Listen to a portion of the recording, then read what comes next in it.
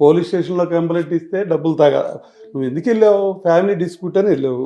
ఇది ఎఫ్ఐఆర్లో ఏముంది, అంతా డబ్బులు తగదా రాసావు 4 పేజీలు. ఏం రాశారు?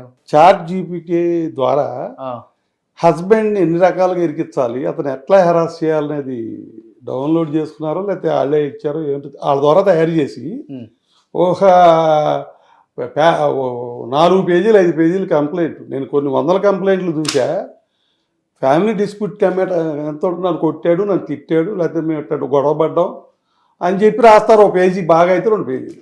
ఈ ఎన్ని పేజీలు దీంట్లో అసలు కొన్ని ఫ్యామిలీ డిస్ప్యూట్ మ్యాటర్ ఉందా ఎఫ్ఐఆర్లో? అంతా డబ్బులు తాగదా, అంతా ఆస్తులు డబ్బులు. ఇదే ఫ్యామిలీ డిస్ప్యూట్. ఫ్యామిలీ డిస్ప్యూట్ అంటే ఏంటి? వైఫ్ అండ్ హస్బెండ్కి తేడా వచ్చి వాళ్ళు ఎవరు లేనప్పుడు పడేది ఫ్యామిలీ డిస్ప్యూట్. ప్రాపర్టీస్ డిస్ప్యూట్ అది వేరు. ప్రాపర్టీస్ డిస్ప్యూట్ రావడానికి మేమేం పార్ట్నర్స్ కాదు, లేకపోతే వ్యాపారాలు జాయింట్ వ్యాపారాలు కాదు కదా. అంతకన్నా ఎక్కువ విలువైన బంధం ఉంది కదా, అది కదా మెయిన్. మామ కోడలు.